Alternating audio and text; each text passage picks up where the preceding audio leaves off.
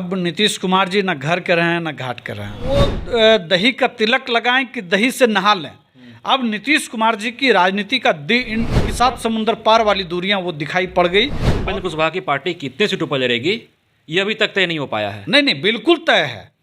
राबड़ी आवास के अंदर दही चूड़ा भोज का आयोजन होता है।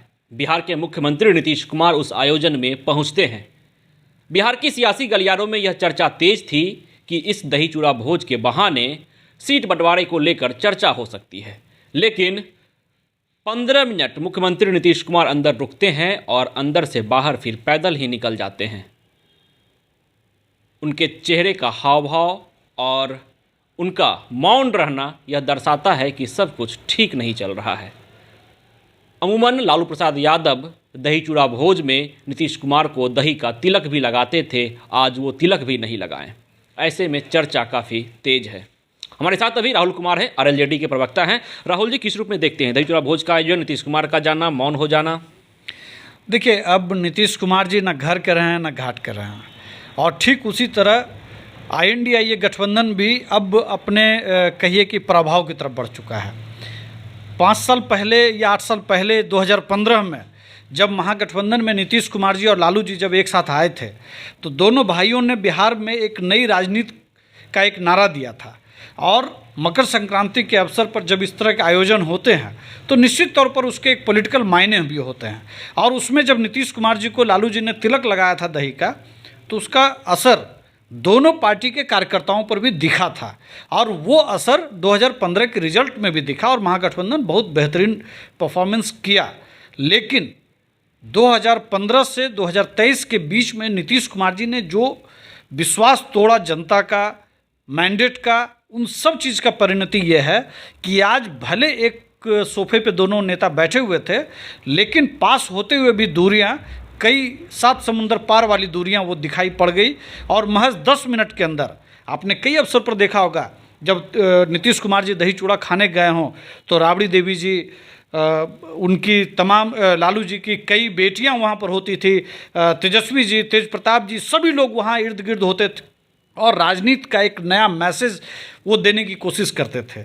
लेकिन इस बार जो विश्वास का अभाव दिखा है दोनों में, ये सिर्फ विश्वास उन दोनों नेताओं का नहीं है, बल्कि नीतीश कुमार जी की जो जनता है, जिसके विश्वास के साथ वो सत्ता में पिछले 17-18 सालों से हैं और जिन्होंने जंगल राज से लड़ने में नीतीश कुमार जी का सहयोग किया, उस जनता ने जो गुस्सा अपना प्रकट किया है सांसदों के माध्यम से, विधायकों के माध्यम से, नीतीश कुमार जी कहीं न कहीं उसको भाप गए हैं।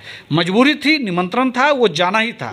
लेकिन आपको कि नीतीश कुमार एक बार फिर से पाला बदल सकते हैं, NDA में आ सकते हैं?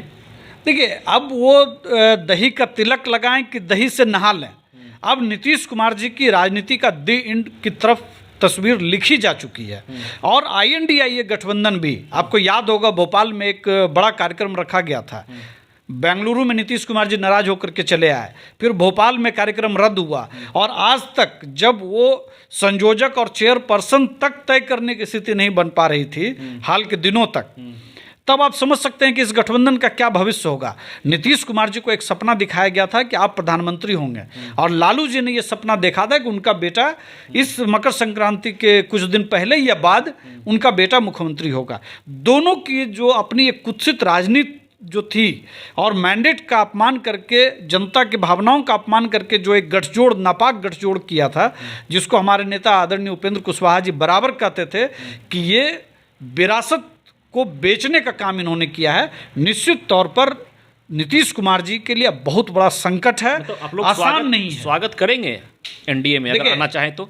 अगर वो आना चाहेंगे तो हमें तो इस बात की खुशी होगी, आदरणीय उपेंद्र कुशवाहा जी जिस तरह की बात 1.25 साल पहले उन्होंने कहा, तो वो तो सच साबित होता जा रहा है। जो जनता की भावनाओं का जो उद्गार था 1.25 साल पहले आदरणीय उपेंद्र कुशवाहा जी के भाषणों में, बातचीत में, या उनके पूरे कार्यक्रमों में, वो तो नीतीश कुमार जी एक तरह से वो फैसला जो उन्होंने लिया वो गलत साबित होगा। तो निश्चित तौर पर हमारे नेता ने भी कहा है कि हम, अगर वो आना चाहें तो हम उनकी पैरवी करेंगे। तो निश्चित तौर पर वो पहले तय करें कि उन्होंने गलत फैसला लिया था, जनता को बताएं कि उन्होंने गलत फैसला किया था, तो हमारे नेता उनकी पैरवी करेंगे। आप सीट शेयरिंग को लेकर बातचीत कर रहे थे, बता रहे थे, लेकिन आप लोगों में भी सीट शेयरिंग को लेकर मसले फंस रहे हैं, पेच फंस रहा है, और इंडिया गठबंधन आप पर भी सवाल उठा रही है कि एनडीए में भी तो अभी तक सीट बंटवारा नहीं हुआ है। कितने सीटों पर आप लोग लड़ेंगे? देखिए, INDIA गठबंधन सिर्फ अपनी कमियों को छिपाने के लिए दूसरी तरफ चीज़ों को डाइवर्ट करती है। क्या आपने देखा है कि हमने कहा कि हमारे यहाँ किसी को संयोजक बनाने की ज़रूरत है, किसी को चेयरपर्सन पर बहस हो रहा हो, किसी को नेता मानने से विरोध है? हमारे यहाँ बिल्कुल तय है कि एनडीए से तीसरी बार आदरणीय नरेंद्र मोदी जी, पिछड़ों के नेता, सबों के नेता, वो तीसरी बार प्रधानमंत्री बनेंगे। किसी तरह का कोई दिक्कत नहीं है और सभी सीटें तय हो चुकी, किसको क्या सीटें मिलनी है सभी को बता दी गई हैं, सभी चीज़ें तय हो गई हैं। समय आने पर हम इसका खुलासा करेंगे। तो उपेंद्र कुशवाहा की पार्टी कितने सीटों पर लड़ेगी ये अभी तक तय नहीं हो पाया है? नहीं, बिल्कुल तय है, लेकिन कुछ चीज़ें राजदार होती हैं, सीधे प्लेटफॉर्म पर नहीं रखी जाती हैं। जिस दिन चुनाव की तारीखें नज़दीक आ जाएंगी, बिल्कुल एनडीए प्रेस कॉन्फ्रेंस करके आप सभी पत्रकारों को बताएंगे, एनडीए के नेतागण, हमारे नेता भी बताएंगे कि इनको कितनी सीटें मिली हैं। लेकिन मैं आपको एक भरोसा दिलाता हूं, आज नहीं, बहुत पहले ही, जब ये INDIA का विवाद, जो ये ताज़ा विवाद शुरू हुआ, उसके पहले ही हमारी सीटें जो हम चाहते थे वो हमें मिल चुकी हैं। कितनी मिली हैं इसके लिए थोड़ा इंतज़ार करना पड़ेगा। तो देखिए, जिस तरह से राबड़ी आवास के अंदर चूड़ा दही भोज का आयोजन होता है, आयोजन में मुख्यमंत्री नीतीश कुमार पहुंचते हैं, वहां से निकलने के बाद मीडिया के सवाल का जवाब नहीं देते हैं, मौन हो जाते हैं, तो नीतीश कुमार की चुप्पी यह दर्शाता है कि कुछ न कुछ तो गड़बड़ जरूर है। क्योंकि अमूमन लालू प्रसाद यादव दही चूड़ा भोज में नीतीश कुमार को दही का तिलक लगाते थे।